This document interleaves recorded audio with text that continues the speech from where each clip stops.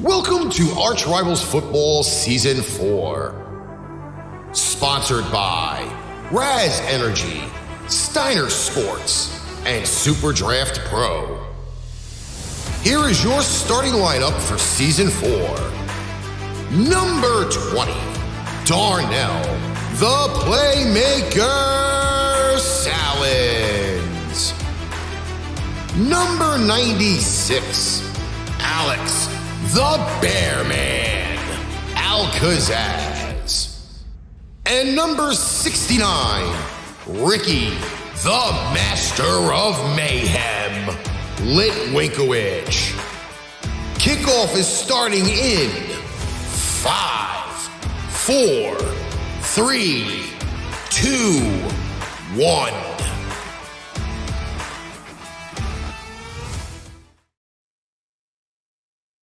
Welcome, everybody. It is Saturday, September done. October 1st is here.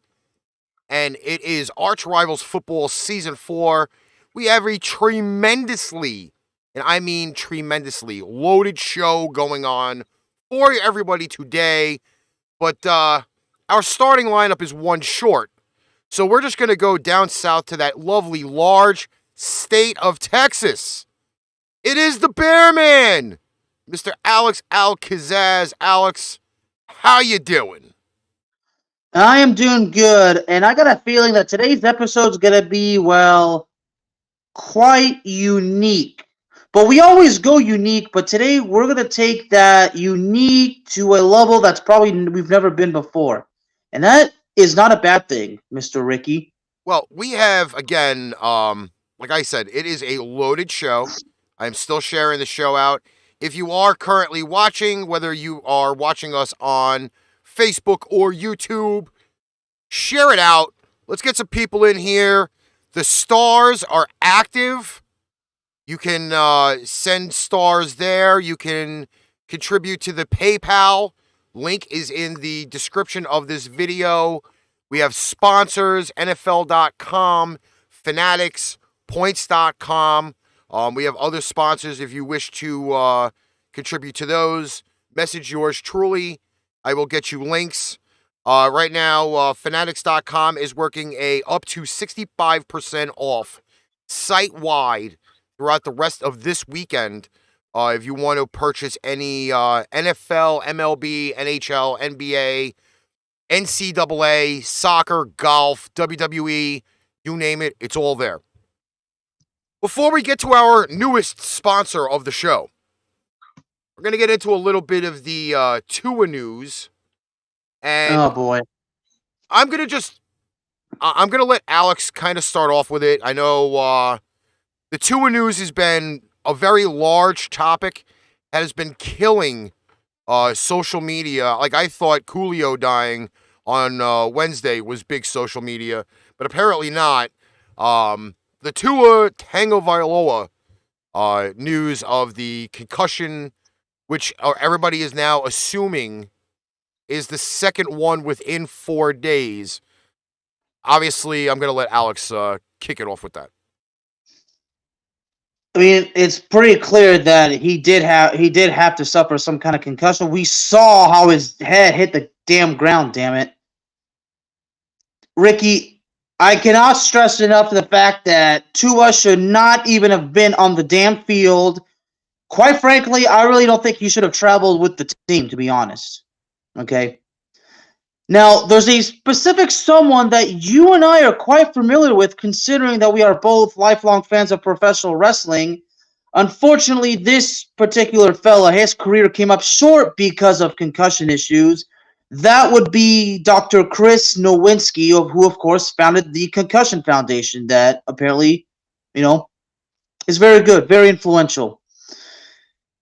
Correct me if I'm wrong, Ricky, but he did actually, I don't know if you saw the tweet, but he did actually make a prediction before the game that something can go bad, and it did go bad, and he said it, but of course, what was important is he took no pleasure, nor did he take any pride in having this particular prediction come true, because quite frankly, that was what he was afraid of. Quite frankly, I think that's what we were all afraid of. Well, on our Tuesday show, when we were going to pick this game, you and I both agreed. Now, again, we picked the Dolphins on Tuesday night. We're going to get into that recap in a few minutes. Yes, we But did. I will say this, though. We both said it on Tuesday's show that if Tua does end up getting injured again, okay? If he ends up getting injured again, the Dolphins are finished. We both said that. Yeah. And it wasn't like we were playing Nostradamus on this and saying that this was going to end up happening. But we also... It was basically a realistic judgment call. Exactly. In layman's terms, okay, now, again, both of us have dealt with concussion stuff over the course of time, and we know exactly what the side effects can be, and they're not always immediate either. They can sometimes take a day or two, or 3 or 4, for any type of everlasting or outgoing effects that happen afterward. It's everything like post-syndrome or post-action where this ends up happening.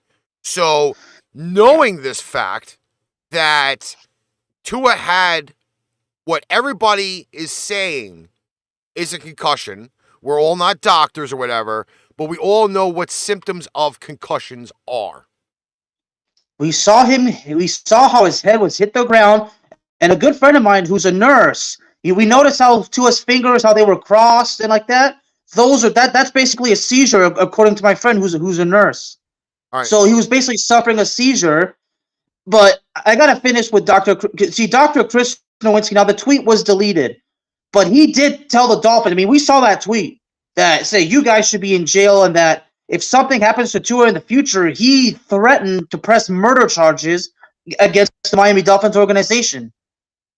Now, the tweet has been deleted, and look, I did screenshot it and share it, not because I want to upstage Dr. Chris Nowinski. It has nothing to do with publicity. It's to actually spread the fact that I'm pissed off, too. Maybe not as pissed as him, but I'm upset, too.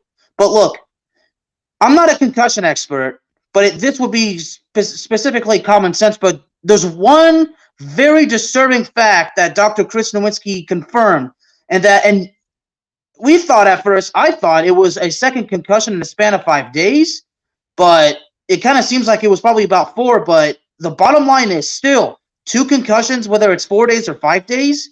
Do you know what that can lead to, Ricky? Mm-hmm. Yeah. It can kill you. But it can kill you. Here's the mega deal out of all of this, okay? Now, obviously, the investigation is still going on from Sunday. Okay? This investigation better be lengthy. I'm telling you this right now. Here is the problem. And this is, again, like, I've been following the entire situation since Thursday night.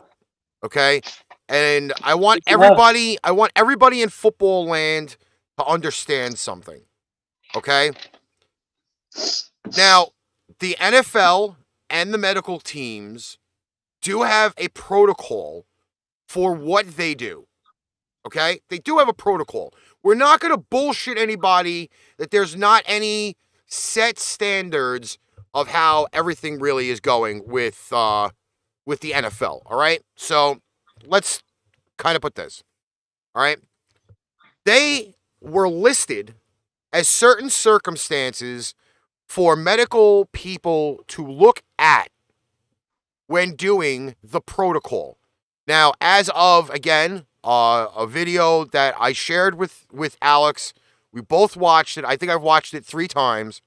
And this is discussions about that there are gray areas within the protocol situation. Okay? Welcome to Anthony Richard. 100% a seizure is no concussion. Causes fingers to seize. Concussions will throw your gait off. Listen, I've done plenty of research on it before we've even come into the show. Okay? See, you mentioned the seizure. That's what my good friend and my mentor, Mr. Steve Adams, who's a nurse, basically. So, yeah, so there's that confirmed that it was apparently a seizure. No, it was not. No, it was not.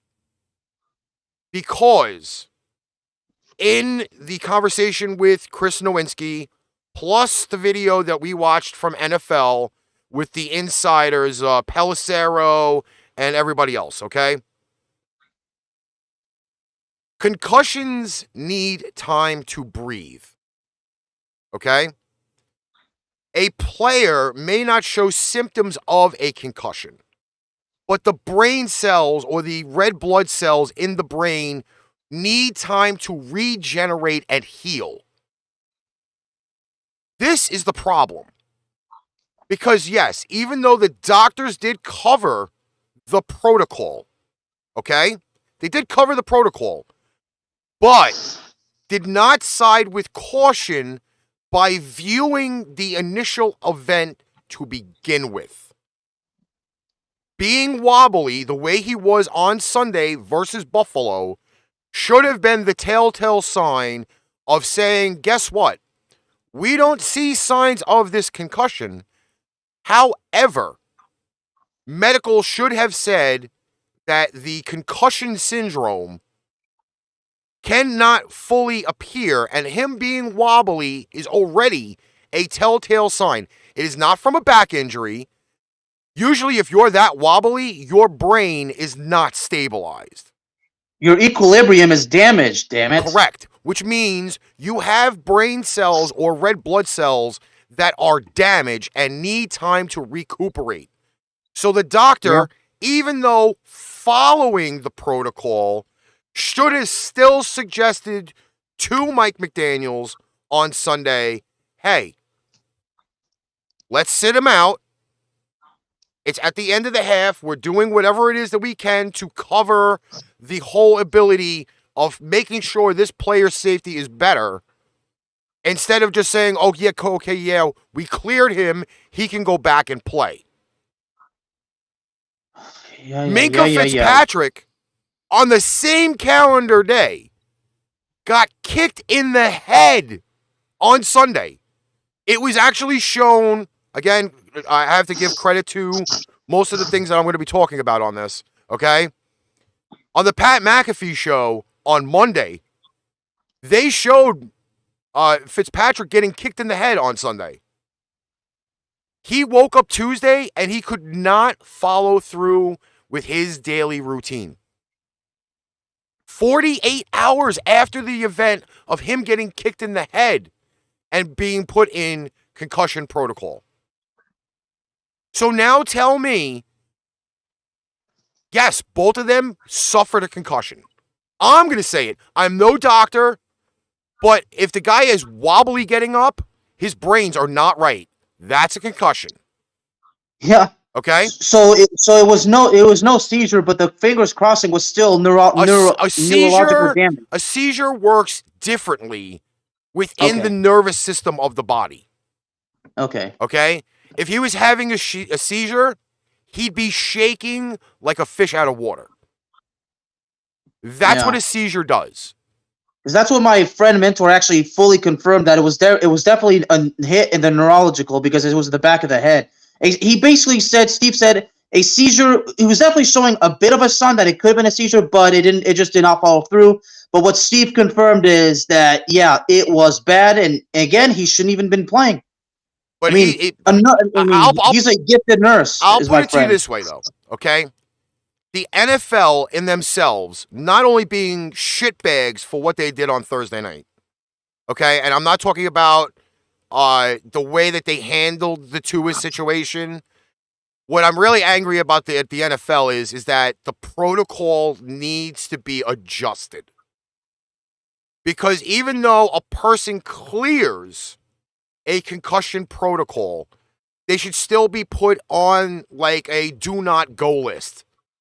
Oh, Mr. Anthony Richard in the chat actually says, and I quote, 100% a seizure, no concussion causes fingers to seize. Concussions will throw your gait off and stand as such, end quote. Yes.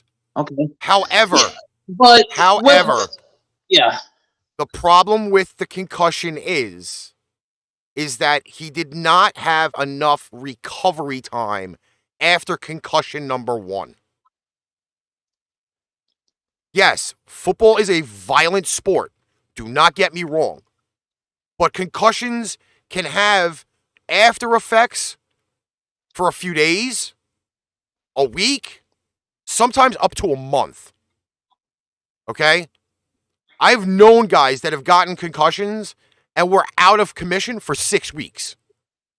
I mean, Sidney Crosby of the Pittsburgh Penguins missed a long time because remember when he suffered a concussion, he was out a long time because of concussion. He was suffering from concussion-like symptoms. But see, this is where the protocols have to change. Yeah. Because, granted, yeah, the Dolphins played on Thursday Night Football. Okay? Eric Lindros was out for almost an entire season after he got his concussion. And he got multiple concussions. Okay? He had multiple concussions. That's what ended his career. Okay. So, again, 4 days is not enough time to recover from whatever happened to him on Sunday. Yeah. 4 days is not enough time. Okay? As for the play in itself, the play was deemed clean because there was no intent of driving him into the ground. Yeah, it was just basically a football tackle, which basically, as you said, it shows just how dangerous the sport is. But again, if he wasn't concussed on Sunday, okay, if he wasn't concussed on Sunday, and that happened to him on Thursday, it's still the point being is that there is a problem there. Yeah.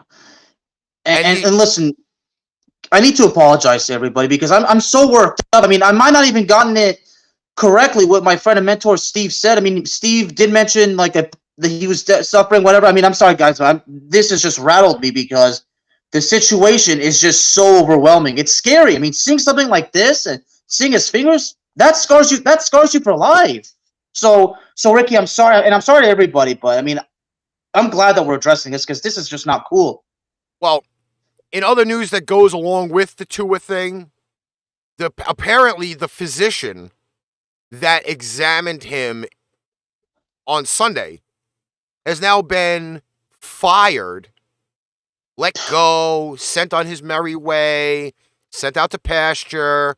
He has been fired by the NFL for not saying to anybody, you know what? Yeah, we passed him on concussion protocol, but we rightfully should have sat him out for the rest of the game.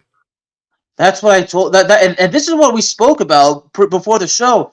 In my case, just because you passed the protocols does not mean that you are out of the woods. Not even close. Not even close. But can I ask you this, Ricky? I'd like to ask everybody in the chat, but can I ask this? Should this doctor be disbarred from practicing medical from now on? No. No? Okay. No. Does he need to pay a penalty? Because he was only following what he was told to do. Okay. So I'm glad you're confirming. So in that case, then no, but... He is going to have a little bit of discredit because he could have judged his decision better. But he was following what the NFL told him to do. So in other words, the NFL basically...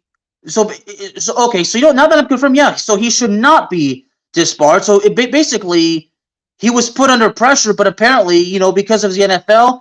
Listen, he felt that maybe if he stood up, maybe the NFL probably would have punished him. So basically... I don't want to sound like an asshole when I say this, okay?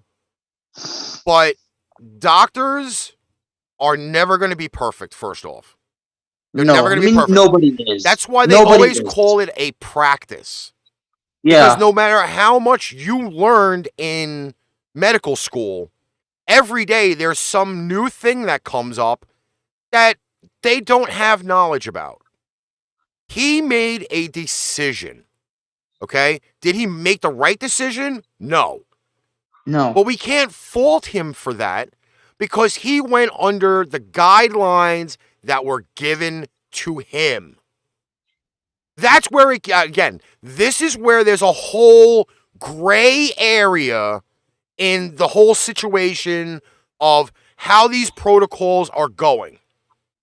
And secondly, I said this on the radio show yesterday, and I'll say it again today, that it's funny now how they show all of these commercials, the AWS commercials, on how supposedly equipment safety has gotten better and that the number of concussions in the NFL have lowered 36% since these new helmets have been made.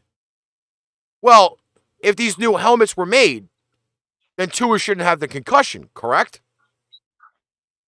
Minka Fitzpatrick should not have a concussion, correct? Are you telling me these are just freak accidents? Or is it because you're putting out a product that's still not helping the player's safety? That's where my questioning goes. Testify, brother, right there. Because, again, there are way too many elements that supposedly preventing players from getting hurt or hurt further than what they are. And now we have a situation where, okay, Tua says he's feeling better. I could have a concussion yesterday and could say I'm feeling better. But what happens tomorrow? What happens on Tuesday? What happens on Thursday? What happens a week and a half from yesterday? This is the point that I bring apart. Concussions are not something you fuck with. No. Because your brain, as like cushioned as it is in there, okay, it still takes time for that to heal. Rightfully so now, and I'll put it on record as saying, yes, he's gotten 2 concussions in 4 days. 2 concussions in 4 days. If he's back on the field within 6 weeks, guaranteeingly enough, before the end of his career happens, he's got CTE. And then guess what? Dead. Yeah. And I mean, not only that, but I mean, imagine how it's going to affect him. I mean, look what happened to Junior Seau, for God's sake. Let's not forget about that. And check this out. This is actually a tweet that you want to hear this. Somebody, I mean, this dude's name, it's just 2 lightning bolts and 2 bottles of beer, but he said, and I quote, Brian Flores tried to sound the alarm about how the Dolphins do business, and nobody realized just how right he may have been. Disgusting, unquote. But listen, also at the same right, let us also mention, before we get to that new sponsor, because I got to get that done before we start doing games. Yeah. The only one that can speak for a team is the head coach. No trainers are allowed to say anything. No doctors are allowed to say anything. GMs are not allowed to say anything. Assistant GMs are not allowed to say anything. The only person that gets to say anything, and I mean anything, at any type of press conference whatsoever, is the head coach. And Mike McDaniels had to stand in the line of fire yesterday. In that line of fire, because nobody else is allowed to talk. Nobody else is allowed to say anything else about any injuries, transactions, whatever. Okay? He is the only one that is allowed to say a word. And whatever they tell him is he is the mouthpiece for it all. He is the one that has to stand under fire every time something happens to the team, to the players, any type of press conferences, whatever. He is the only one. And I will give him tons of credit for standing in that line of fire yesterday, because he had to go up there and tell everybody what exactly the situation was from Sunday, what the exact situation was from Thursday. And let me tell you, for a man that's a first-year head coach, he was a deer in the headlights, and I give him a ton of credit for handling what he did. Yeah, he was basically thrown right into the wolves, and yeah. But I mean, I'm telling you, I mean, again, I apologize, but this whole situation is just it messed up my head, because again, I mean, it scared. It just, like I said, him like that and the fingers. It just, I'll be honest, it scared me. It scared me. I'm not gonna sugarcoat it. It scared me. I do hope Tua feels better. But I do also hope and pray sound mind and body that he does not go back and rush to get on the field. We're at the end of the day, we're all human beings. We all have lives to live. Yes, this is his job, but guess what? He's getting paid regardless of whether he steps on the field or he does not step on the field. And if he has to miss the entire season, there's absolutely no shame in doing so. Take your time. Okay. Yeah. So we have a new sponsor for the show. And for all of everybody that knows, we do give picks on the show.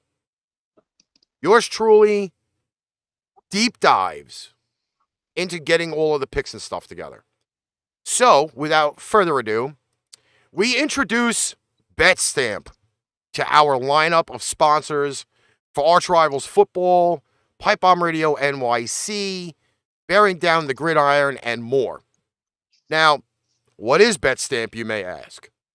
I have assimilated it to the kayak of sports betting. Here's why. So on your screen, here are the first 4 games for tomorrow's schedule that we'll be covering on the show. Now, you see a whole bunch of numbers, right? Kind of throws you off a little bit. But here's the deal. Not only do they give overall win-loss percentages of how the games are supposed to be going, for example, Minnesota and New Orleans, we'll be getting to that, Ant. Just hang out, okay? Because I'll interest you something if you guys are in the betting app world. So, obviously, they show the green and red percentages. Those are the percentages of the teams winning and losing. And then you see a whole bunch of other numbers after that. So, in New York, we're allowed to have 5 betting apps. This app takes all of the stats from every betting app, no matter what state you're in, if betting is legal, okay? And they put all of the best numbers here. This finds you the best way to do player props. This shows you the best way to do money lines, spreads, under-overs, and it's not just for the NFL. You could do it for the NFL. You could do it for UFC. You could do it for MLB. You could do it for NHL. Oh, wait.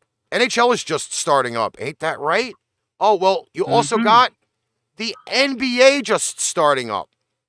So, if you want to be able to figure out what your best bet is, especially if you use multiple apps, this is the app for you. Okay? It is available in the Apple Store. It is available on Google Play. You can even go on and sign up on the web and have this big, lovely screen so that way when you go to make your picks on each one of these apps, for example, I have DraftKings, FanDuel, BetRivers, and oh shit. There's a whole bunch of them. Okay? We have 5 in New York.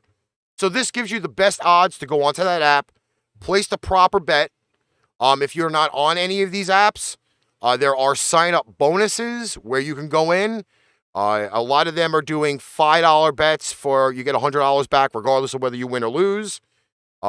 Extra boost bonuses, etc. But Betstamp is the app for you. The promo code is ArchRivals. If you need more to be told about it afterwards, message ArchRivals Football's page. You can message us on the YouTube page, my personal Facebook page. I'll gladly answer any questions you may have. But this is a really great opportunity for all of the people that are available to do betting. And believe me, I'll tell you this right now. I placed a bet last night using this app. I won $100. If I can do it, you can do it. That's all I can say about it. It's an amazing app. And if you do use multiple apps and want to win money with a better, safer idea, this is the way to go. Again, it is the Betstamp app. The promo code is ArchRivals. And just let me know when you sign up, and we'll take care of the rest.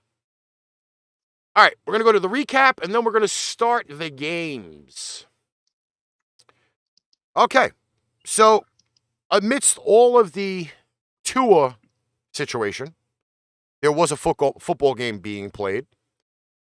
It was the Bengals 27, Dolphins 15. Alex, hit them where they hurt. Well, fortunately, our picks didn't go well, but Miami now 3-1, losing to the Bengals. Yes, but again, on Tuesday's show, we did go in with the assumption saying if Tua gets hurt, it swings the Bengals' way. Yeah, we did. And, Bengals, outscoring Miami 13-3 in the second half. And, the passing game, it's interesting. Even, Teddy Bridgewater couldn't get, over 200 passing yards. But although Tyreek Hill, really kind of, like 10 catches, 160 yards. But as far as the Bengals go, Burrow kind of looking his usual self through 2 touchdowns. So T. Higgins was actually the big difference maker on the receiving core. But Bengals are now on a 2-game winning streak. And Miami has lost for the first time this season. And it's funny is NFL.com does not want to show any stats for the game. Yeah, in other words, they don't want to acknowledge, do they? No, they don't acknowledge anything because they're I guess that's how the influence on how somebody on this show also did not want to acknowledge me from last week. Oh, he'll acknowledge you on Tuesday. Trust me on that. All right, so we're going to go to a small brief break with that word from Fanatics. And when we come back, we're going to start doing the Sunday 1 o'clock schedule. And let me tell you, right off the bat, there are a lot of hits and misses for this week's game. So we'll be right back. Paint Train Pipe Bomb Productions and the Playmakers blog are now both partnered with Fanatics. Fanatics is now your new home for all fan merchandise. From the MLB, the NFL, the NBA, the NHL, MLS, NASCAR, WWE, International Soccer Leagues, and golf. Check out the links below for everyday deals on Fanatics.com.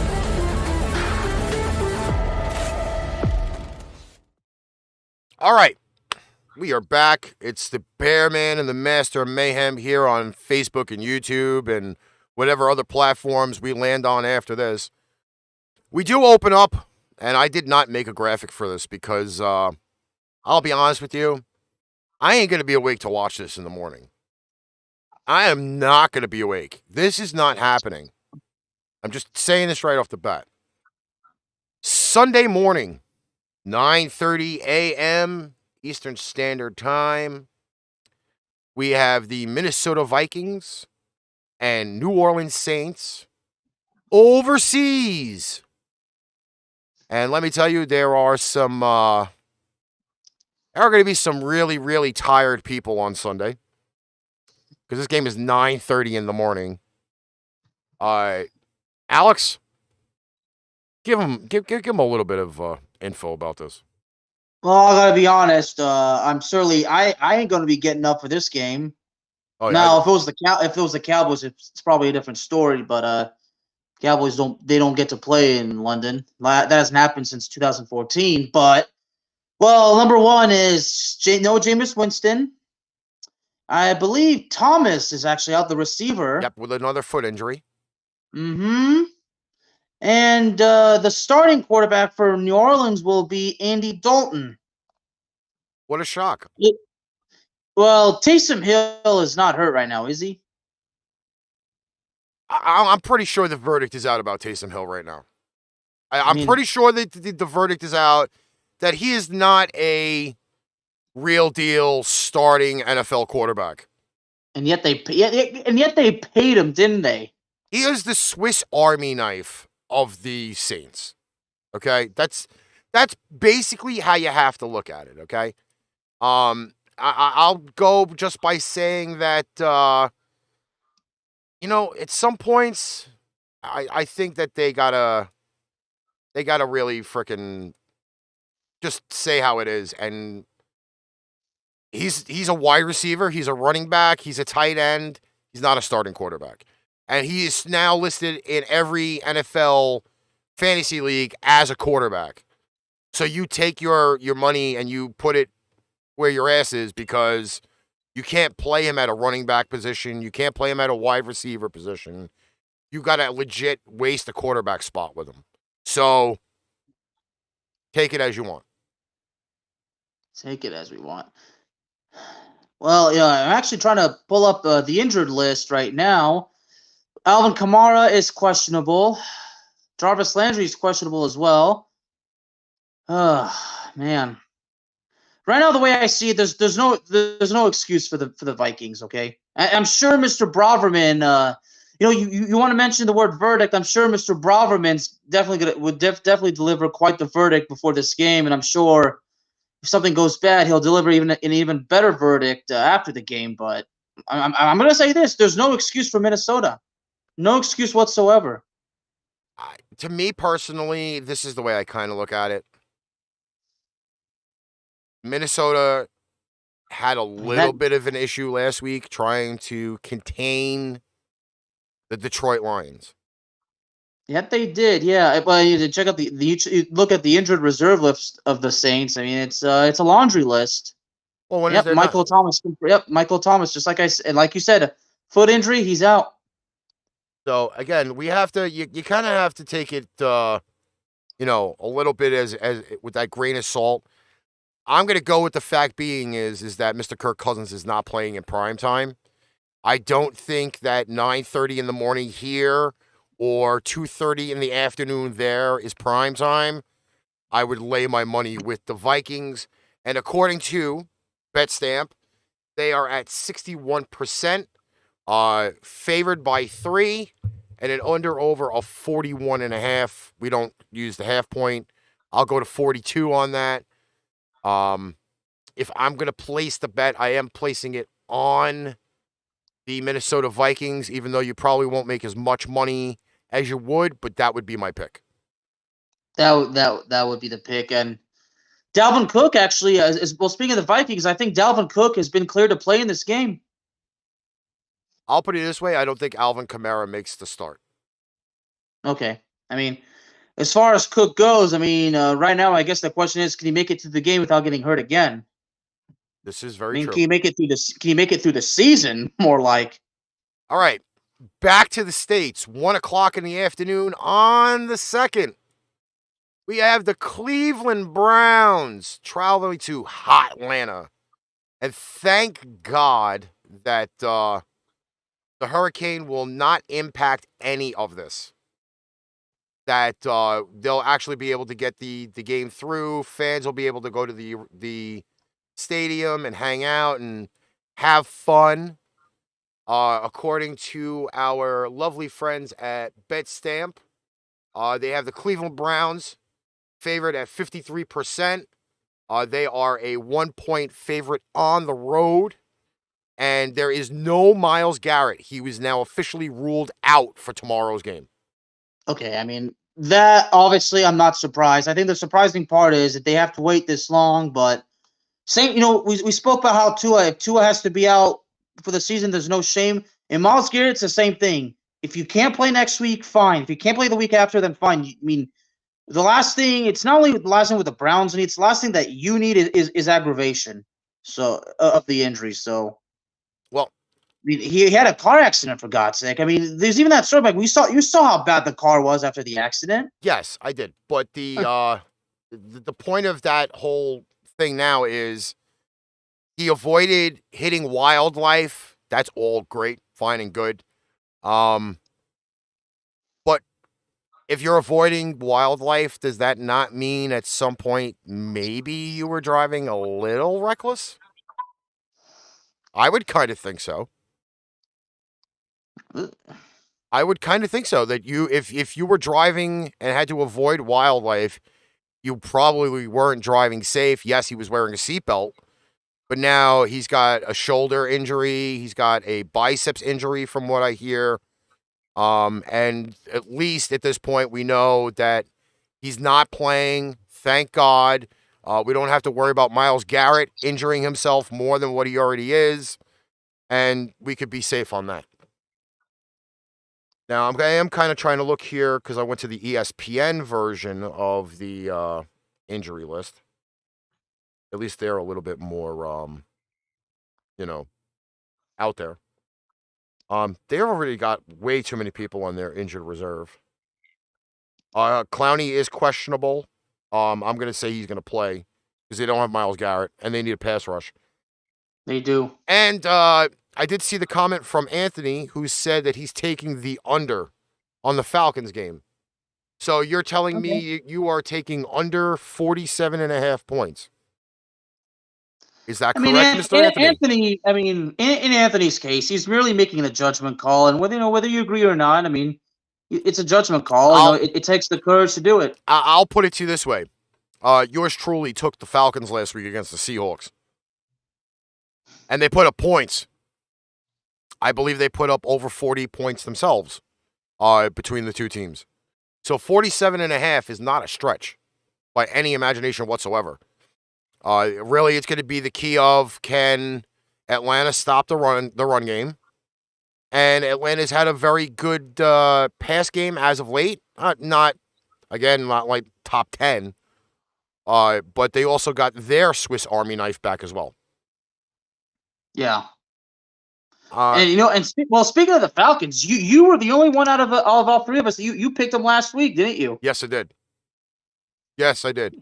And you didn't even get acknowledged. That's my job. Well, you did from me though. So that's my job to just sit here and piss people off. Yeah, mine too. They do have again. Cleveland is at 53%, which is close to 50. It's not even a downfall.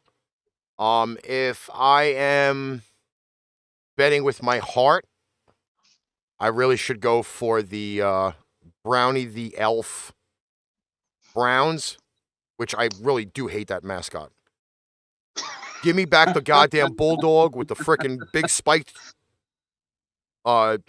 chain and shit. But yeah, like the wrestler. Like the junkyard dog. Give me the JYD over that frickin' Brownie the Elf. What's from Cleveland too? How ironic is that? What do you got for this, Alex? I'm gonna have to flip a coin on this. I went against Atlanta last week. Of all of that situation, you go against them last week. I don't get it right. Do I really want to go against them again? But this particular situation kind of seems different because Cleveland has that running game. Chubb, can't ignore that. And how is Atlanta's rushing defense, by the way? I actually did not have that numbers up. Sorry. Well, either way, that talent is. You feel like you're compelled to not go against Cleveland. Well, so I have to go Cleveland. It's not even that. I think it's the whole. To me, like it's the fact of. Let me see these. I got to see these stats thing. Leaders. See, I'm not. I wasn't prepared for this part. I normally leave that up to you. Sorry. Oh. But your pick is you got Cleveland, don't you? See, that's what my heart wants to pick. The brain is thinking Atlanta. Yeah. The brain is thinking Atlanta because I look at also here the money line on this. And Atlanta's at plus 105. Going with Atlanta. Darnell is actually picking Atlanta. Well, you know what? I'm going to go with the Dirty Birds as well.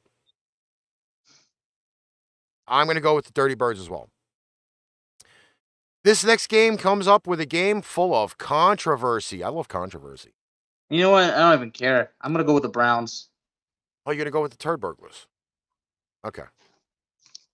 Next up, Buffalo. Just coming off that loss in Miami last week, gets another great challenge in the Baltimore Ravens in Baltimore. Crab cakes for all. Bills and Ravens, 1 o'clock Sunday afternoon. First things first, the Ravens secondary, it sucks. So does the Buffalo Bills. They have 4 injuries in their secondary right now. They're playing with all of their backups. So Josh Allen and Lamar Jackson, I wonder what they must be thinking then. Lunch. Lots of it. Because at this point right now, this brings up the question if you have it going with Anthony is taking the Bills straight up. Darnell's actually. I'm looking at that one. Yeah, Darnell's going with Buffalo too. Darnell sent me his picks, and since he's not here, I might as well give him, right? You know what? I hate to say this, okay? Yes, Buffalo built their defense where they were very big in depth. My issue now is you're going to tackle Lamar Jackson in the secondary. If somehow, some way, miraculously, I may be Nostradamus on this. But let's say one of those backups gets hurt. What do they have next? Yes, the Ravens secondary is not anything I would want to bring home to mom and say, hey, Mom, I brought this great defense over for dinner. Can they sit down at the table and eat? And my mother would probably tell me no. Mine would definitely say no. But and the fact that I brought him here, I would probably say you go eat outside. I have to give the advantage to the hotter hand right now. Buffalo's offense stumbled all over the place last week. Let us not lie about this. We saw the reaction you thought Josh Allen's reaction was one thing. I mean, for God's sake, the offensive coordinator is a meme. He's a meme now. Okay? Let's not get that twisted. You mentioned a meme. I mean, the whole thing with the Jeffrey Dahmer series, that became a meme, and look at that. So we're getting some new memes now. Yes, because we love memes. Memes run the world. Yeah, I'm pretty sure. Imagine making a Dahmer meme says, "I told you we're watching the Bills and Ravens game." And then you can. The numbers from Betstamp. Again, I'm telling you guys, this app is amazing. If you bet, get in touch with me. I will get you hooked up. Betstamp overall on WinBet has Buffalo as a 3-point favorite on the road. The money line is Baltimore at plus 140. And the under-over is a general consensus of 51 points. Are they going to score 51 points? Hell yeah. They're going to score 51 points. This is not a game where you're going to see 17-14. Okay? No. This is going to be like a 37-31 fucking scramble. I'm telling you right now, they're going to score some points because both secondaries are horrible. The front sevens, on the other hand, that is a little bit of a different story. And I would kind of give the edge to Baltimore on that. Calais Campbell has been tearing shit up. I'm going to go with the Ravens. I'm going to go with the hot hand, and I think Lamar Jackson just edges out Josh Allen.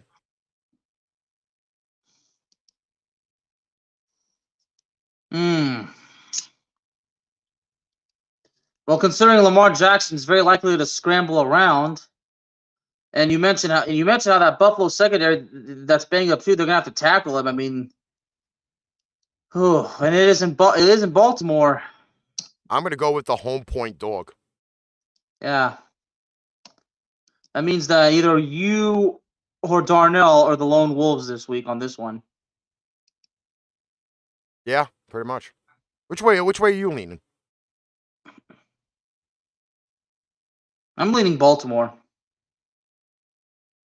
I'm going to need Lamar Jackson fantasy football for purposes. I'm going to need him to have a hell of a game. So I got to place my faith in the Ravens. All right. Are we ready for the next one? Oh, mine.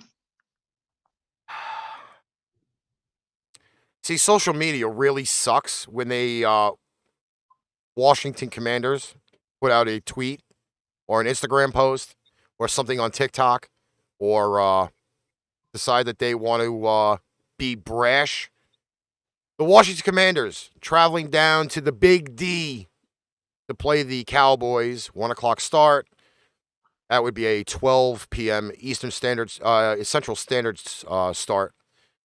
The Commanders are lunchtime. Debuting their new black uniforms, which are supposed to be what they call their Black Knight uniforms. or a command or a camouflage commando kind of thing? No. Their uniforms are all black with the red and yellow lettering, and the nameplate has a military style bar across the bottom of it. My phone is deciding that it wanted to speak as ours. Yeah, I'm kind of feeling like it's a bit of a camouflage gimmick they got going, but I'm gonna just say this. I know Alex has a big summary that he likes to go through, but I'm gonna try to clear the way for him.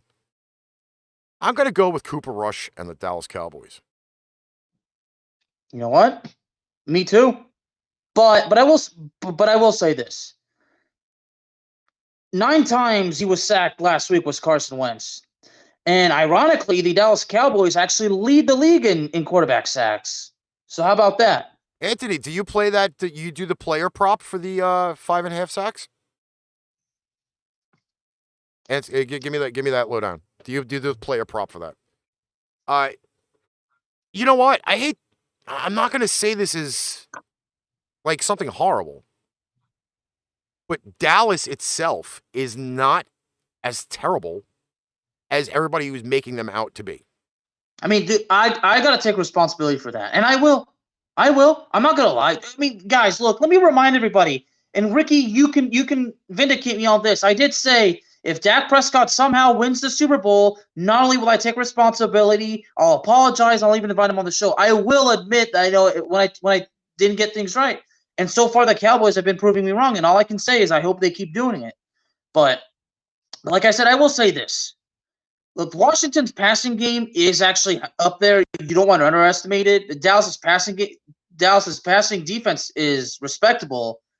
But when it comes to Dallas versus Washington, there's always something that's bound to happen. We've seen one team as the underdog pull off the upset, whether it's Washington or Dallas. I mean, in games like this, anything could happen. That's why I said the key to victory out of anything is the Cowboys need to sack Carson Wentz. And I've always said this many times: there's no such thing as getting enough quarterback sacks. If you just keep doing it. I'll be honest with you. I don't think it's the sacks. I think it's got to be just straight up QB pressures.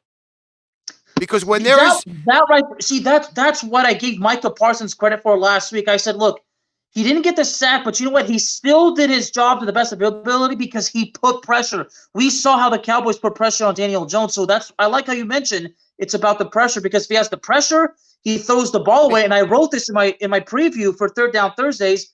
If the pressure's on, the Washington passing game will be shut down and could be rendered ultimately useless. So pressure is basically almost as important as getting quarterback sacks. It's almost even sometimes like if you keep doing it, turnovers don't really need to be necessary. Although you should always try to go for a turnover if you can. But putting pressure on the quarterback is ideal. Well, Mr. Stephen Waldman, who's on my phone, has actually gotten his name on there somehow miraculously. He says Prescott is still not wondering yet. Don't apologize yet. Laughing out loud. And Anthony Richards said it's going to be a blowout, but I don't know what the total points are. The under over for the game is 41 as the best bet. Yeah. Well, I think Mr. Waldman, he loves my show. He knows that he loves the way I go on a tear of criticism. I mean, Steven, I appreciate your support, but yeah, Stephen Waldman basically loves my Cowboys talk show. But Steven, I appreciate the support and I appreciate the loyalty, but I want to put an under over on this one. This is my personal player prop. Okay, this is not one you can find on any app whatsoever. How many times does Mr. Carson Wentz come off the field shaking his head or has had his bell rung? Remember, he is the only player in NFL history to not fuck up one ankle, but two at the same time on the same play. Yeah. From what I understand, the Washington offensive line is still bad, and Chase Young won't be playing, and there's another guy, I forget his name, the other defensive tackle. I think it's the same guy that Young got into a fight with, I think, last year, if you remember that game. Yes. I think he's out as well. But The problem is, I mean, the Washington running game, the Dallas rushing defense is a bit of a weakness. Now, and I said in the preview, the Cowboys need a super well-balanced offense, which means the running game, if the running game is effective, it needs to be, but we got to hope that it's not abandoned. So we need the play calling.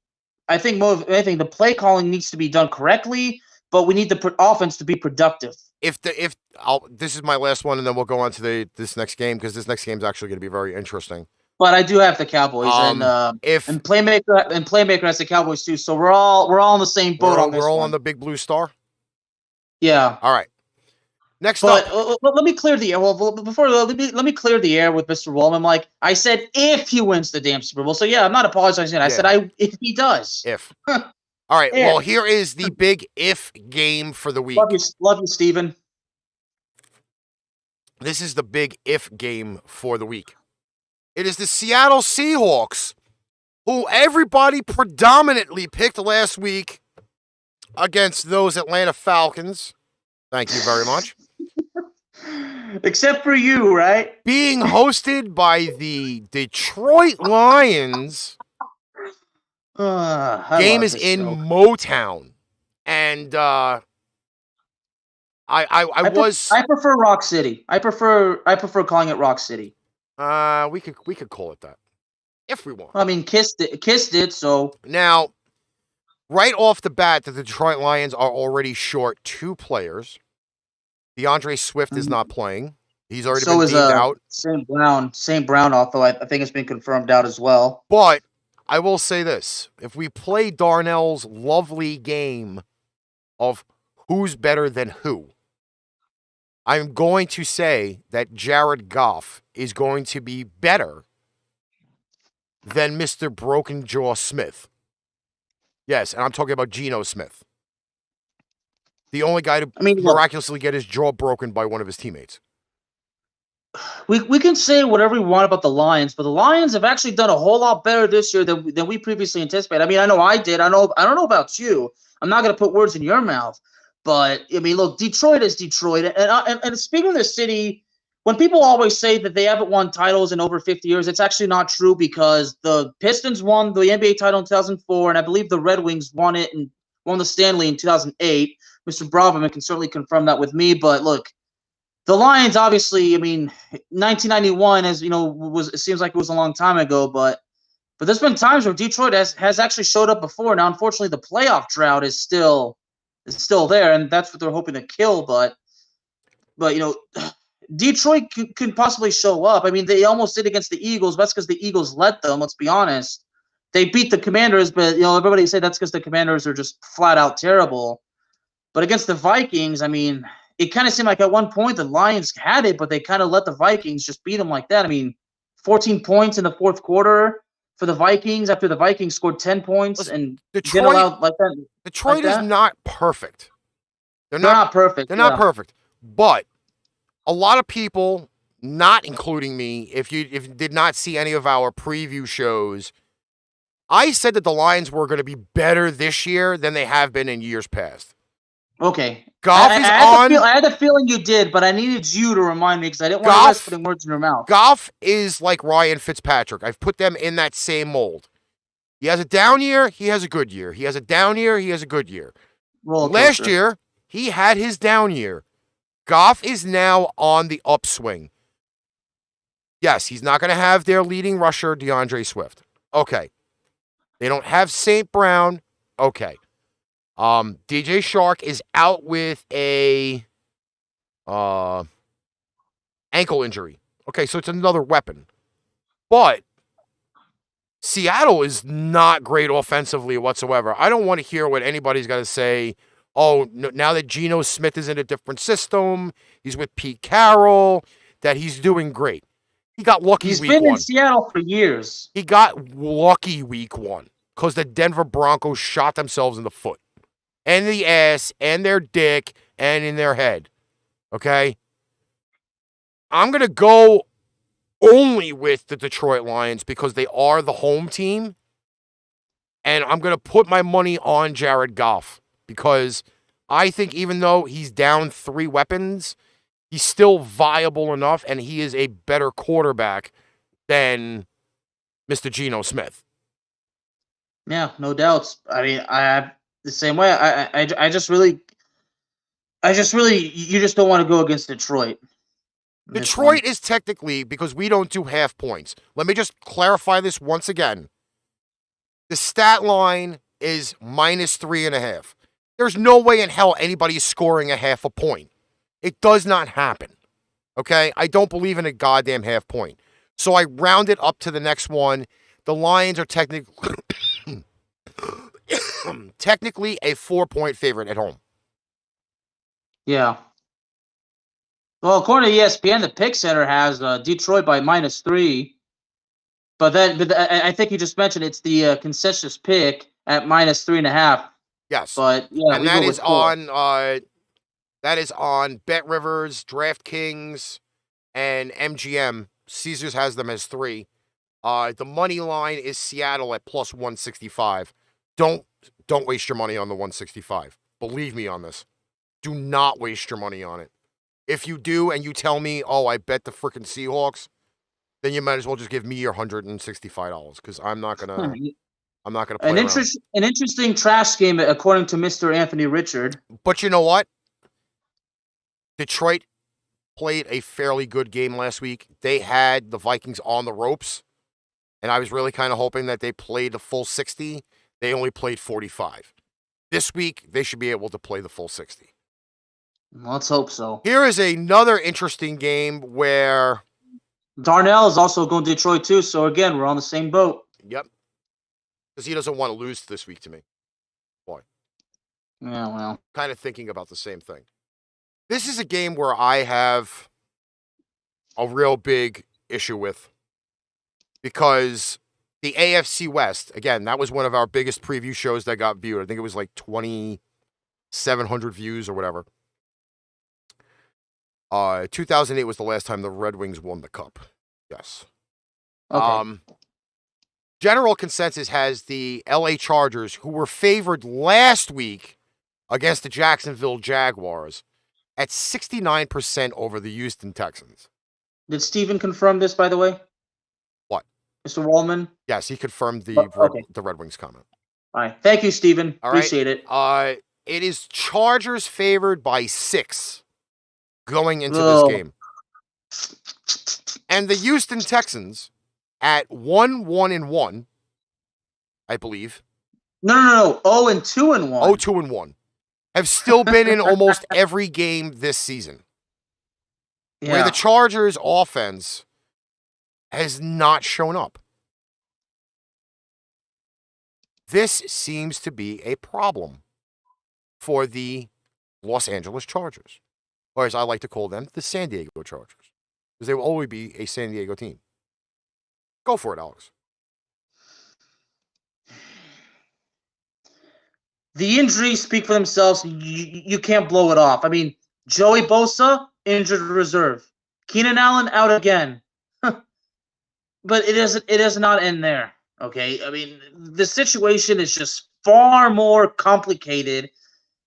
And the one thing, out of the many things you just can't ignore, is that you brought up the fact that the Houston Texans have been in the game. Okay? Mm-hmm.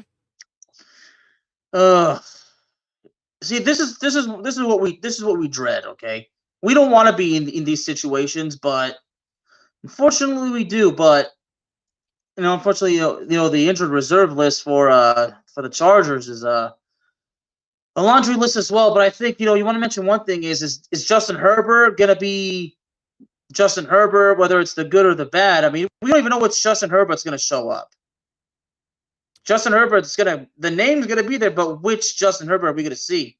The good or the bad? Steven says, is this the fix game? I'm looking at the numbers off of Betstamp, and I'm telling you again, if you really want the prime numbers to find for any of your games, get in touch with me. I'll get you set up on Betstamp. And if you're watching this later, it's ArchRivals Football for the key code. Bet Rivers has on the money line the Texans at +215. But they also have, again, the Chargers at a 69% winning clip. I got don't. the Chargers with a -5.5, but we go with 6. But I'm gonna be honest with you. the Chargers have allowed more points in a I don't game think the to a Chargers game are than gonna Houston. cover.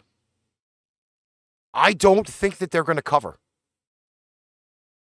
Unless some epiphany happens and somebody's ribs are better, which I can guaranteedly tell you they're probably not. You know what? That's one of the well. That's one thing I forgot to mention. I don't. I'm sorry, guys, but I think I gotta go. I think I might have to go Houston, man. I go with the Chargers, but the Chargers don't cover. I mean, you and Darnell on the same boat, but I might be. This rightfully should be a Chargers get right game. This in anybody's fashion. Oh, it's the Houston Texans. They haven't won a game yet this year, but they tied with the Indianapolis Colts to start off the year. So they did stand up to a viable team. It's not like they got cheese puffed. I mean, they lost to a team, Chicago, a team that doesn't even have a passing game. But then you still have Justin Fields. So I mean, it's kind of it's one of those games where you kind of get lost a little bit. Yeah, so it is the get right game. So if that's the case, if I'm going to piss off the Chargers, then I got to go Houston. Oh, I'm going to go with the Bolts. I'm pretty sure I'm an idiot to a lot of people now. No, not exactly. You got to call it as you see it. It's called a judgment call. All right, next up we have the Tennessee Titans going to the Horseshoe. Titans, Colts, 1 o'clock game on Sunday. I believe we have 3 more games because they overloaded the Sunday schedule coming up. I don't know why they have so many games coming up, but that's just the way it goes. Well, is it still regarding the effects of Hurricane Ian? No, not at all. This game was Okay. actually scheduled to be in Indy. Betstamp has the Indianapolis Colts at a 63 win percentage. Line from everyone is 3.5. We round that to 4. But the Colts are favored at home. Colts coming off of a very, very large win against the Kansas City Chiefs last week, which everybody predominantly picked the Kansas City Chiefs, including myself, like a douchebag. What do you got, Alex?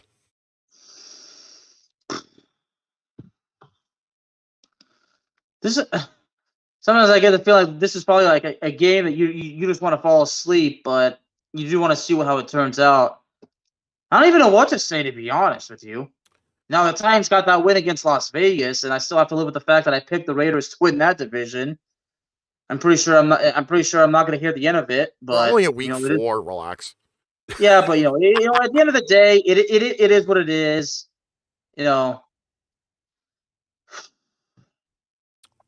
Well, according to this, the predictor, ESPN's Football Power Index has Indianapolis with a 61%. Well, they say 60.5, but again, we don't go with the we don't go that way. We go with the rounding. So at 61%. Look, Jonathan Taylor so far this season, we have not gotten the results, and I'm suffering as far as fantasy football wise. It's kind of unbearable. I'm just like, I don't even know what to say, quite frankly. This is like the game where I'm just like, I just wanted to get this done over at the beginning, just get it over with. But so where are you leaning? Indianapolis. I'm going to go in a different fashion. Because it's at home. I am going to go with the Tennessee Titans. Okay. And this is just as of recently, they put their starting tight end on injured reserve. Ogletree just went on injured reserve. Julian Blackman's safety out. That is an ankle injury. DeForest Buckner, questionable. Shaquille Leonard, questionable. If these guys don't start, you may actually see King Henry run around a little bit. I have to say it. I think it was pot luck that the Colts did what they did yesterday. Sunday against the Chiefs. They barely squeaked that out with a last-minute drive. I don't feel like Matt Ryan is the solution. Yeah, he's a great, pretty decently accurate quarterback, but you've seen through the first 3 weeks, the cohesiveness is still not there with that receiving core. And with let's not forget, Matt Ryan is far past his prime. Exactly, and no matter what quarterback goes to Indy, apparently besides the Mongoloid, Andrew, no quarterback has really succeeded there at all. No. So I'm going to go with the Titans, and the Titans are getting the 4 points. Okay. Back to MetLife. Oh my God! Well, I don't even know why we're talking about this. Are we next to Giants, or are we at just end of season? Oh yeah, next to Giants. Let's just say that the Giants right now should be 3-0, and on a lot of NFL predictions, they said they should have gone 4-0, and then that's where the slide and the decline comes. Okay, but this is the Chicago Bears, who miraculously beat the 49ers in shit weather. Obviously beat the Houston Texans last week. Chicago may not be that much of a pushover than anything else. And yes, they did put all of the NFC East games on at 1 o'clock. Thank God for that. Because the NFC East is trash. And we got two teams in the NFC East playing each other. Wow.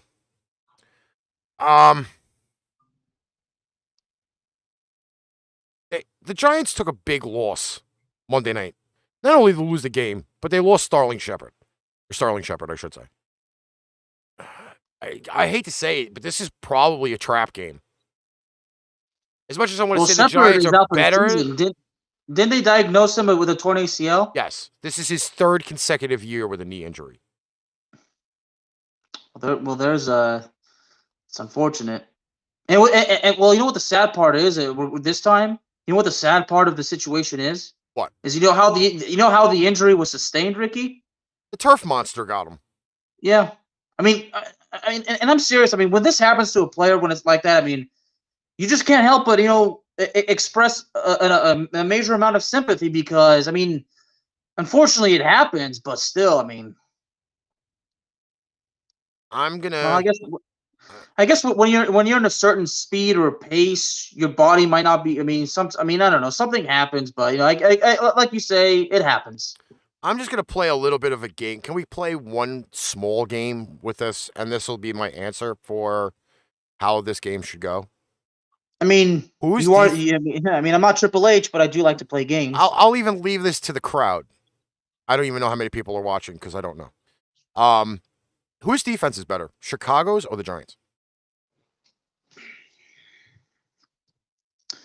This is definitely where I wish Darnell was here, but who is better? Well, the Giants did make some stops against the Cowboys. Some. But they also had a lot of not only offensive penalties last week, they had defensive penalties as well. They did. Didn't the Bears actually, wasn't it a come from behind win? I want to say yes, but I don't think it was. Yeah, because, of course, Coach Bruce, shout out to Third Down Thursdays. He's one of the co-founders of Third Down Thursdays. He did express a bit of frustration involving Mr. Kyle Fields. And then, of course, the Bears were losing at that point. So that's why I kind of would have figured it was a come from behind win. And Coach is probably going to be disappointed that I didn't even bother paying attention to that game. Sorry, Coach, nothing personal. But right now, something tells me that I'd probably trust the Bears defense maybe a little bit more. I mean, Thibodeau, the rookie, did come back. He made his debut against the Cowboys, but I don't remember him quite making an impact. Steven says the Giants' defense is better. Are you saying that because you're a Giants fan, or are you saying that as an analytic? Was the question. Well, here, let me act. Well, obviously I know the way to settle it. I mean, I'm gonna look at the previews like that because they're gonna put up that information. I mean, still at the same time, I respect the fact that Mr. Wallman is loyal. I mean, well, this will definitely make Steven feel better. I mean, Giants have a 69% chance of winning, according to this, but that's ESPN. I mean, do you really trust them? Well, okay, so points per game. Well, believe it or not, the Bears have actually allowed less points per game. So, well, yeah, points per game like that. So now points allowed per game, they're both at, well, Chicago's at 19, while New York is it's 19.7, so that makes it 20. But total yards per game, the Giants have allowed 356 total yards per game, while Chicago is at 286. Hey, Sharon, what's up? Do I need to go on? You can if you like. I mean, passing Chicago's allowed slightly a little more. The defense is like Chicago rushing defense is allows 157 rushing yards per game, while New York is at 138.3, which makes it 138. So overall, I think from what we see as far as points go, the total yards, the Bears' defense is slightly better, and I do say slightly. So it's really not much to go on. Some would say it's absolutely nothing to go on, but check this out: yards passing, Bears are at 99. They don't throw the ball. They run the ball more than anything else. And that's the fact being is I don't believe Chicago's really got weapons to do that. Yeah. So the 286, that's actually total yards of offense. So I got that wrong. But yards allowed, it's 371.3, but there's like that. So it's actually the Giants defense that's actually slightly better, not Chicago. So I definitely misread it. I'm going to... But again, it's slightly. I look at the ESPN odds, right? And this is why Betstamp is so great to use. What is you looked at the odds where? On NFL? Well, and he said that Steven said that I was breaking up. Am I still good? No, you're fine. I heard you the entire time. You're fine. Okay, well, hey, Steven, I did actually misread. So it's actually the Giants defense that's slightly better, not Chicago. So I apologize for misreading. I'm just having too much fun. I'm having the ADHD's kicking in. The focus is a little So what winning percentage did you have for this game? For this game in Chicago, well, according to ESPN, the Football Power Index, they have it at 68.7, but that means that's 69. So again, we don't. Well, see, this is where I beg to differ because the Giants are only at 58% on this. They actually have the Bears with 42%. This is why Betstamp is the app to go. There you go. So you're glad that I brought you. You're glad that I. Well, didn't I say that I don't trust ESPN, Ricky? I don't trust a lot of different things. But I'm still kind of. I go with the things where I know my numbers are better. Yeah. So you know what? I just confirmed and once again. Yeah, don't trust ESPN. I'm gonna go with the Chicago Bears. Okay. And the Chicago Bears are getting 3 points.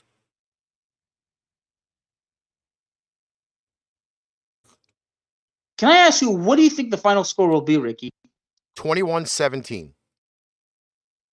Do you think the Giants attempt a comeback and then they get stopped? They get foiled? I believe so. Okay. I believe so. I'm sure Mr. Wallman's not going to take kindly to that. Shit happens. Here's the problem. Chicago's passing game is not good. And if they're that bad, quite frankly, they are untrustworthy. All right. So we have 2 more games. We're going to try to get through these real quick. Well, hold on. I'll make this quick. Now, Daniel Jones did have some positive scrambling yards last week. I mean, 9 carries for 79 yards. I mean, you can make fun of Daniel Jones all you want, but you can't ignore him. That's how I mentioned earlier that Dallas's rushing defense has a bit of a weakness. But I'm still saying the Shepard loss is what's going to kill them. Yeah. Because Kenny Golladay has not performed this year. Because that's why I have to go with Chicago. Because without Sterling Shepard, I mean, what's there to go on? You can key more on the rushing game than you can on the passing game. I mean, Saquon Barkley, I don't doubt that he could have a good game, but I don't doubt that he's going to have a good game, but all right, Saquon Barkley should not be in a position to have to carry the offense. We're going to kind of move this a little bit quicker because we're going to end up going past the time that I want. All right, this is a game that Mr. Anthony was asking about earlier. It's the we're both on the Bears, huh? Jaguars. Yes, I'm going with the Bears. Where did Darnell go? Darnell's going with the Giants. Oh, good. I'm not going to bet on the well. Giants. Okay, Jacksonville in Philly. This is going to be a very, very interesting matchup. Well, the Jaguars did, in fact, 38-10 in Los Angeles. I certainly did not expect that. But then again, Los Angeles is in a bit of a predicament. Here's my outlook on Philly. Okay? Here's my outlook on Philly. Okay? And I kind of got to say, you look back to week 1. I think Philly gets ahead, and then they start to cruise. Like, they take their foot off the gas, and they just don't annihilate people. They get too comfortable, and they let people back in the games. Cruise control. Yes. Okay. I do say, though, that Mr. Lawrence has now a better experienced coach with a little bit of a better starting lineup. He does not look like he's running around with his hair on fire. And Lawrence's numbers through the first 3 weeks this year are pretty much better than the first 3 weeks of last year. And, oh, by the way, the Jacksonville Jaguars have a decent running game right now. They do. And looking at, I'm going to look at the injuries here. They're basically going with. Well, somebody on the chat just made a judgment call. That would be Sharon. Look at that.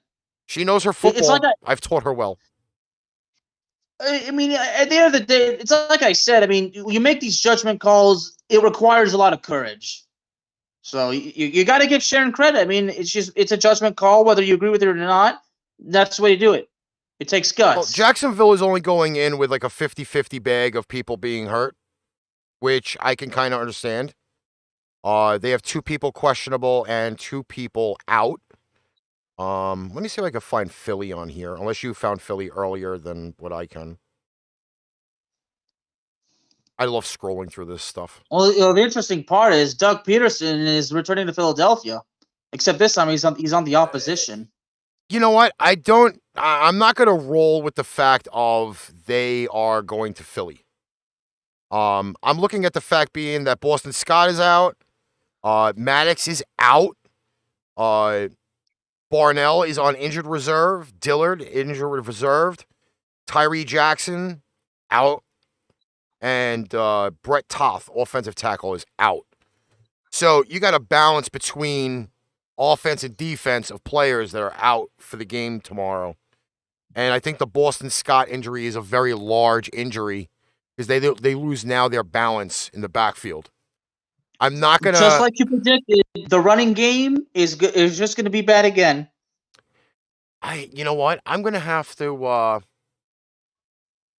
See, they have Philly as a 7-point fave at home. And the win at 71%. They are really underestimating what Jacksonville can do. I can't argue that. I mean, you are spot on that, but Anthony, I just feel like Philadelphia is probably gonna. I mean, I think the passing game is, if the running game is just in that much of in deep shit, then they're gonna have to stick to the passing game. I agree with Wade. 7 points is a lot. And Jacksonville has already dotted the Colts and the Chargers this year. The Colts and the Chargers were picked to win divisions. They were both picked to win divisions this year. They were. If Jacksonville can go in and put a dot on the Eagles, then the Jacksonville Jaguars are for real. I did not give Jacksonville this much credit in our preview. I'm allowed to let them prove me wrong. Yeah. But if they put up double-digit leads against the Colts and the Chargers, God, Philly could be in for a nightmare this weekend. You're not wrong. And you know what? I think I'm going to put my money on the Jags. Wow. Let's see what Jacksonville is truly made of this weekend. I feel that way, but because I feel like Jalen Hurts is off to that start. I mean that can't be ignored, and Devontae Smith is playing that way.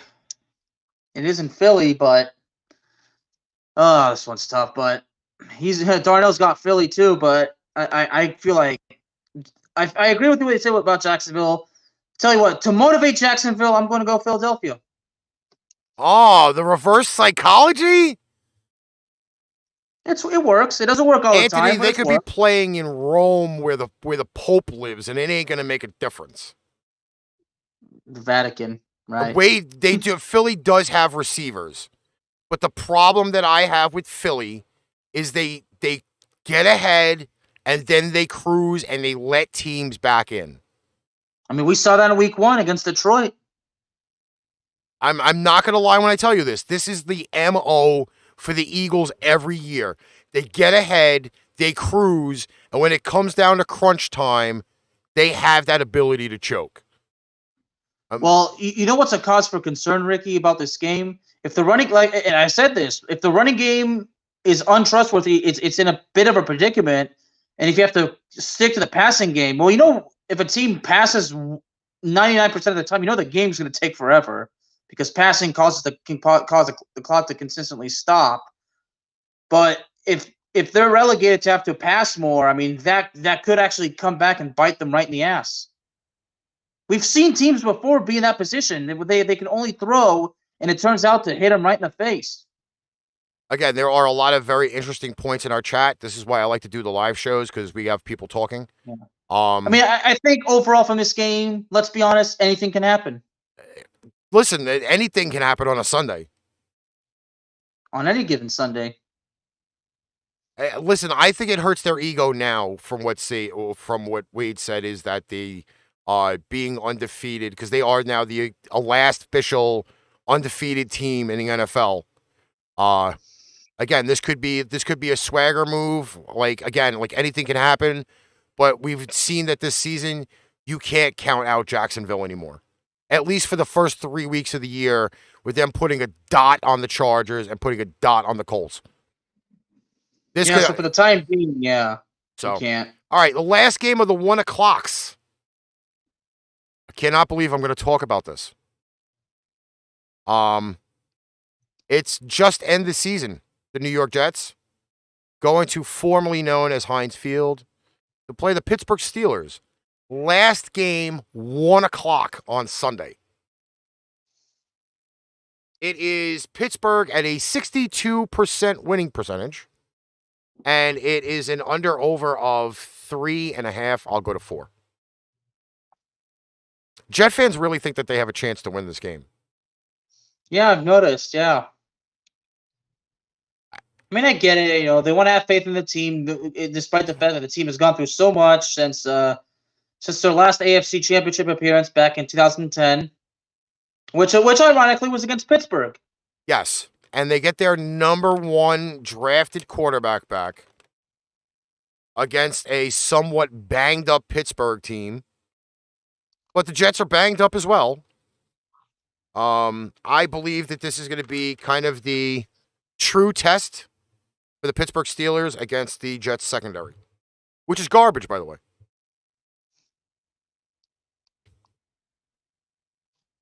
My question is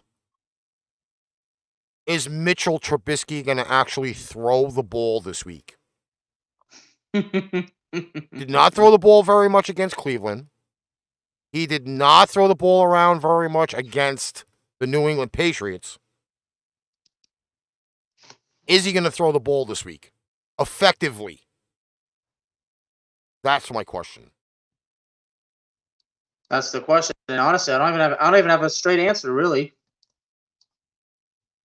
I would hope that this game ends in like a 20-20 tie. I'd be hoping more like a 13-13 tie. If the Jets actually had a defense, they probably could take it.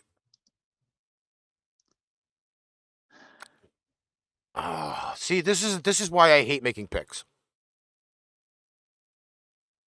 This is why I hate making picks. Darnell already made his pick. He's going Pittsburgh.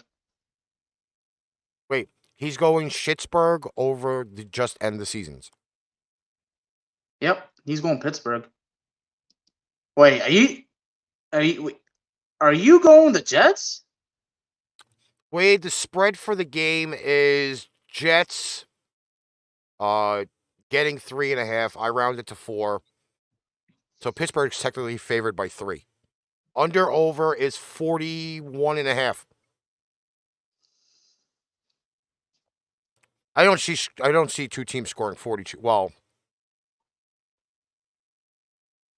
possibly, because I mean the Jets did come back against Cleveland. Ooh, goddamn Brownie the Elf. You know what? Fuck it. I'm taking the Jets. Wow. Taking the Jets. I gotta go Steelers. Jets. The Steelers losing at home to the Jets. That doesn't cope too well. Listen, again, I think it's going to all revolve. Well, again, remember, there's no Watt. I mean, you're the lone wolf right here. There's no Watt. I have not seen anything about. But then again, they don't have him listed on the injury list, which is surprising if he had that concussion from last week. Yeah, I'm gonna go the Jets. All right. Which commercial did I play before? Fanatics, right? All right. Another commercial. When we come back, we got the 4 o'clock. We got Sunday Night Football and Monday Night Football. This is ArchRivals Football Season 4. Pain Train Pipe Bomb Productions is now partnered with NFLShop.com. NFLShop.com, which is brought to you by Fanatics, brings you amazing team items like game day jerseys, hats, t-shirts, hoodies, team banners, and more. Check out the link below for great, amazing everyday deals on NFLShop.com. And we're back. The light schedule, or the light part of the schedule for frickin' Sunday's debacle. Because they decided to put on 10 1 o'clock games. Imagine my head spinning and watching all these games. And then they have 3 4 o'clock games, I believe. You're gonna go crazy. I'm gonna go bananas. They have 3 4 o'clock games. Then again, you already are, aren't you? I have to get more screens. Otherwise I'm using my phones, and that's just not fun. They have a 4 o'clock game, 2 4:25 games, and then an 8:20 game. This is going to be just miraculous.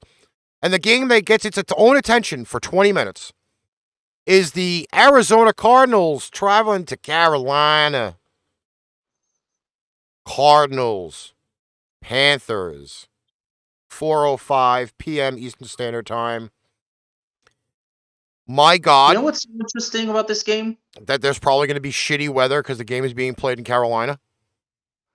That's not what I had in mind. I mean, this is definitely a game that we would want to speak to our friend Nisi, the diehard OU fan, because this is Kyler Murray versus Baker Mayfield. Heisman versus Heisman Trophy winner, both from the University of Oklahoma. This game is so close. So close. It's only a 1-point spread. This close? It's like the fucking the card where they put the card in for the first down marker. That's how close this game is. Very close then. Carolina favored by 1. That's how close this game is. And I hate to say it, the Cardinals' wide receiving core is just diminishing by the week. By the week. Kyler Murray does not have anybody to throw the ball to. Marcus Brown's questionable, and that's going to kill me because he's on my fantasy team. They are falling like flies. No A.J. Green. Marquise Brown, questionable. Cody Ford is injured reserve. DeAndre still suspended. Rondell Moore, questionable. J.J. Watt, questionable. What weapons does he have to throw to? Well, remember, is DeAndre Hopkins still suspended? Yep. Till week 7. How long is he suspended again? I think till week 7. Okay. I'm going to go. Oh, Yeah. actually, we also have another key injury to talk about. Christian McCaffrey has a quad injury. Questionable for tomorrow's start. What else is new? He's hurt. What else is new? Every year, same old shit. Same old shit. This is why it's a 1-point game. He's marked as questionable for now. Doesn't necessarily mean he's going to play. Or if he does, he blows himself out again. No, it says here, NFL.com actually said yesterday, Panthers McCaffrey questionable to play. They said that he's to play. If you want the link, I'll send it to you. No, I got the ESPN one here, which is probably more. And this is from NFL. And this is from NFL.com, mind you. I'm taking Carolina. I'm taking Carolina. I can't even like the numbers on Betstamp right now. Everything is negative. And Playmaker's going Arizona. All right. Now they forced me to do this. Well, I guess I got to make my pick, right? Yes. Who the hell is Kyler Murray going to throw to? I guess that makes the homework 10 times more difficult and stressful this week, doesn't it? Yes, it does. And that means that would mean in our case no video games all week, and that includes the weekend.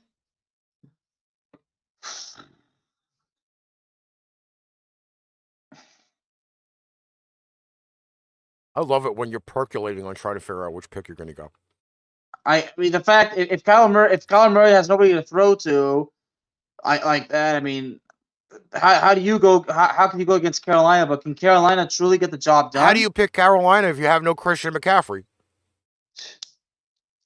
It's a dual-edged sword here.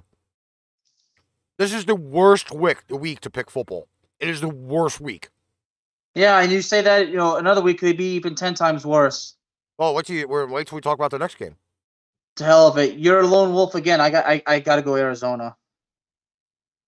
Okay.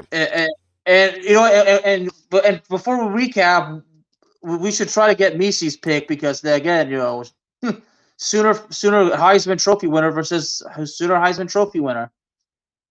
425. This is the biggest spread for the week. I want to hear what Wade has to say about this. It is the New England Patriots.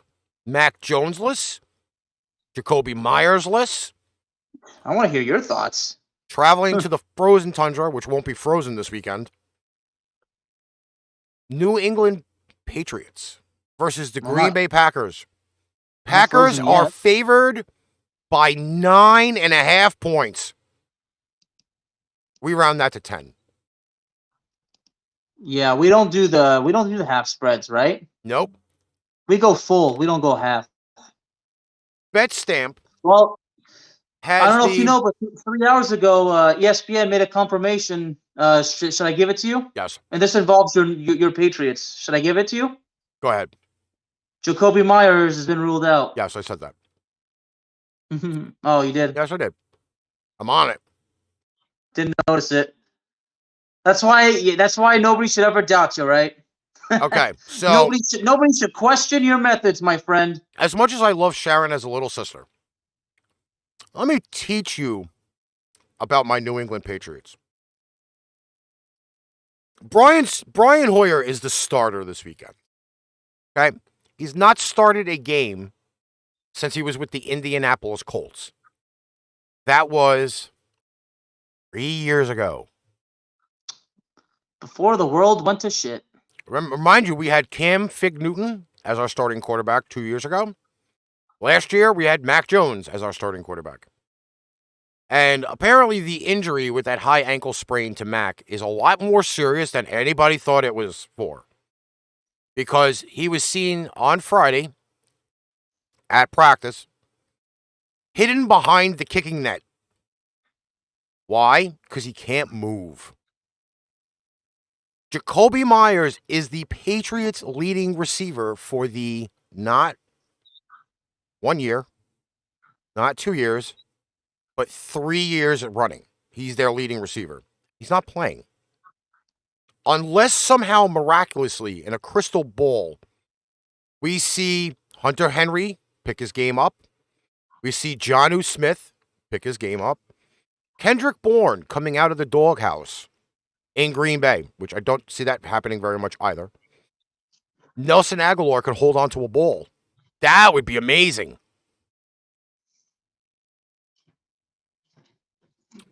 Anthony, we actually talked about that at the beginning. We're way ahead of you. Way ahead of you. We already talked about him being fired. Not to say that Aaron Rodgers is throwing the ball like really awesome. Patriots defense should send him to fucking Taco Bell on Sunday. 9.5 points is a lot of points. If you're going to bet, take the 9.5. I can tell you that right now. Take the 9.5. Because this is going to be a 21-17 game. The Packers are going to put up points. They're not going to put up very many points. My concern with it is it's not the secondary. It's the Patriots front seven versus the Packers run game. That's where the key to this game is going to be. Yes, the Patriots running backs are averaging, I think, combined, like 5.7 yards per carry, which is a ridiculous number. It's a ridiculous number for a team to be rushing that much. So they're gonna have to stick to the running game then, and try to make it to where there's a lot of play action for Hoyer to get the ball out. Hoyer can throw the ball deeper, throw a better deep ball than Mack, but he's not known for that. He's known for game management. And that's where it's going to be a big deal. I have Green Bay winning, but I do not have Green Bay covering. 9.5 points is a lot. And Green Bay, only once this year, that was the Chicago game that we picked, where they really outscored their opponents. Otherwise, Green Bay has done nothing. They are 2-1 for a reason, and we leave it at that. So the game against Tampa is not worth mentioning then? Both starters in that game reminded me of grumpy old men. Walter Matthau versus Jack Lemmon. Okay? Grumpy old men. Neither one of them looked great. The defenses pretty much were the highlights of that game, and Brady still looks like a skeleton walking around with skin. Okay? All right, how I'm rolling. So who are you picking to win again? You got Green Bay? Green Bay. Okay. Who you have? I got Green Bay too. And everything you mentioned, I'm not going to repeat because it's clearly obvious, but let me guess. Darnell picked the Patriots, right? Nope, he did not actually pick the Green Patriots. Bay. So we're all so for the first time in a while, we're all on the same boat. All right. Second, 425 game. Well, let me at least say this: the Patriots running game is going to be a difference maker. That's what keeps them in the game. Yeah, that's why. That's why I got to go with that. Okay, so second 425 game. It really sucks that they kind of did this shit. I don't know why, but that's what they did. That's what they did. Another divisional game on the West Coast, technically. It is the Vegas Raiders hosting the Denver Broncos. A head coach's job is on the line. My God. This is embarrassing. I mean, that win against the Broncos against San Francisco, that game made me want to throw up. Vegas Raiders are at I'm 57%. pretty sure it did make me throw up. Yeah, because I had to sit there and watch it. Yeah, me too. Vegas is a 3-point favorite at home. The money line is plus 125 on the Denver Broncos. This also possibly because of the massive amounts of rumors that are swirling around the interweb that if the Raiders do not win this game, Josh McDaniels, 4 games into his Oakland Raiders career, out the door.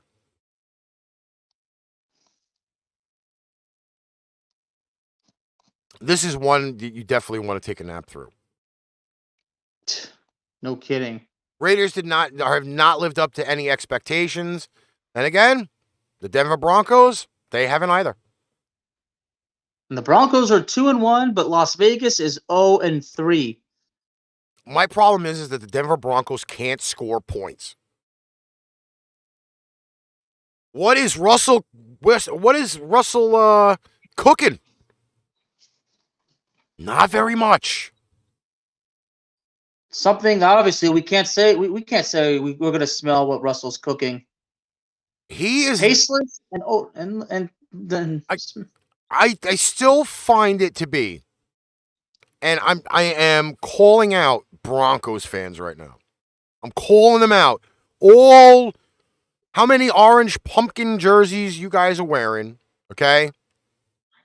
I thought Mr. Russell was supposed to be cooking up some good stuff. Oh, we got all these great receivers. We got a great offensive line. Our run game is really good. And you haven't broken a 20 spot yet. That's embarrassing. You haven't broken 20 points in 3 weeks. What is that saying? Not a lot. Overrated. Mr. Wilson is not cooking anything. Then again, the Oakland Raiders defense is like in the deli section, like Swiss cheese. And they fight back late and they've gone, so short. I'm going to go with the Vegas Raiders as a get-right week against the Denver Broncos. And hopefully they can start to trend upwards. That's as far as I'm saying about this game. Agreed. All right, we ready for Sunday Night Football? Yes, I am. 8:20 p.m. on NBC, wherever you may watch your football. NBC is normally Channel 4 here in New York. It is the Kansas City Chiefs, who got upset by the Indianapolis Colts last week, going to Tampa Bay. A Super Bowl rematch. And Tampa lost last week to the Green Bay Packers, both teams at 2-1. In where I would consummately think that this actually would have been a really, really great matchup about 5 years ago, I probably would have said, yeah, that would be so much better, but it's not. And that seems to be a problem for me. I don't want to... Chiefs over Tampa Bay is from Mr. Stephen Waldman. They actually have the Tampa Bay Buccaneers favored 51-49 in a game that is even across the board. Oh, by the way, Mike Evans comes back this week. Does that make a difference? I don't know. Tom Brady looks like a what again? A skeleton with skin hanging over it.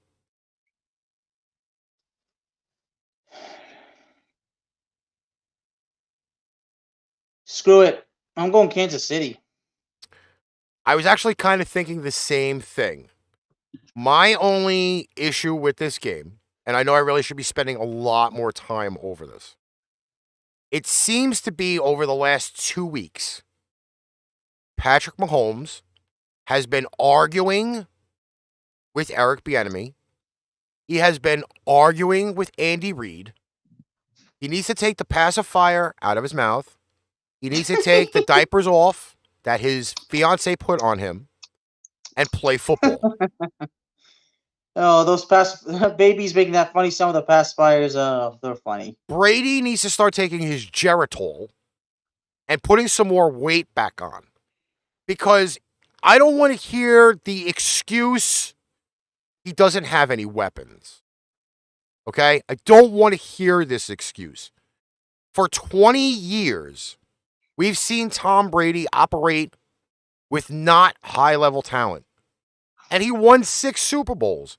He went to 10. Okay? He went to that many Super Bowls. I don't want to hear it. I don't want to hear he cannot play without weapons. So, again, Father Time is catching up to Thomas Edward Brady. Finally. But I really can't. I really have to say that I have to bet against the GOAT this week. I really have to say that. And Tampa's defense, from what I understand, they're pretty banged up. See if I just scroll down to the bottom. So back to back, Darnell's a lone wolf. Because he's got Tampa. I am. Because he wants Mike Evans back. Akeem Hicks out. Perryman doubtful. There's a weapon. Russell Gage questionable. Julio question. Chris Godwin question. I hate to say it, but I think the youth has to prevail over here.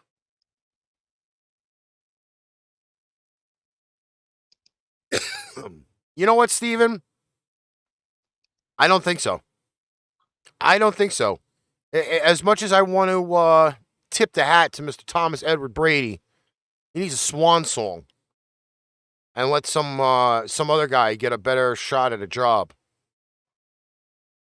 I'm still going to go KC. I think that KC, even though they don't have the offensive weapons that Tampa does, Brady's got to get them the ball. I think the offensive line is still a little shot. I'm looking at the defense. They're pretty banged up. They are pretty decently banged up, Tampa Bay. So I'm going to go KC. Finally, we get to talk about Darnell's team, and he's not here. Well, we all know who he's going with. Well, he's going with the Rams, but obviously this game here is not one that we kind of should fuck with, and here's why. And this is, again, another reason why we love Betstamp. Well, can I ask you this first? Yes. That streak of the 49ers being the Rams in the regular season, is it still worth mentioning? I believe that's 7 straight games now. Yeah. I mean, the NFC Championship from last season obviously tells a different story, but that's why I asked, like, so because this is regular season, is it worth talking about? It is worth talking about, because now it's not Trey Lance, it's Jimmy G. It's Jimmy G. I do see the discrepancies in Jimmy G's now offense than it was last year. Like, the playbook is not the same. Maybe that's because there's no Mike McDaniels there. They do have it as a 1.5 point line. I'm saying 2. 49ers favorite at home. I'm not going to say that the Rams are really demolishing anybody.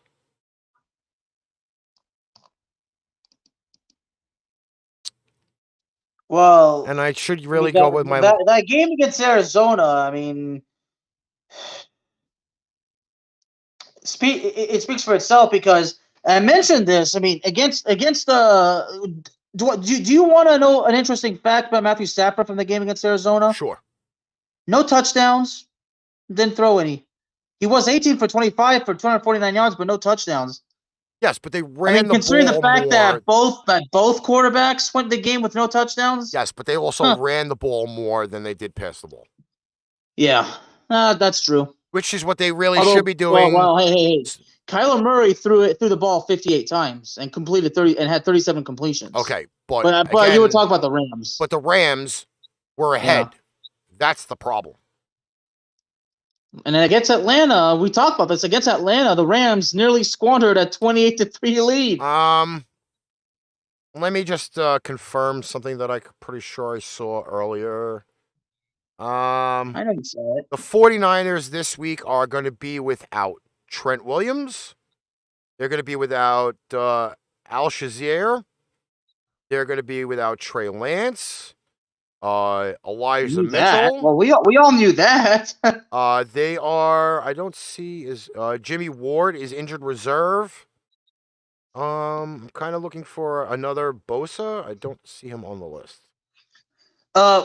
Quick question, Ricky. What did the injury turn out to be for Mr. Trent Williams?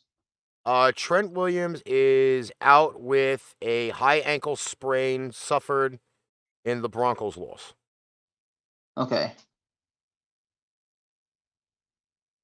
And the Al-Shazier injury, he's not on injured reserve, but he's out 6 to 8 with a sprained MCL. Well, that's a long time, so their secondary is mush right about now. Yeah. I'm going to say the Rams break the streak.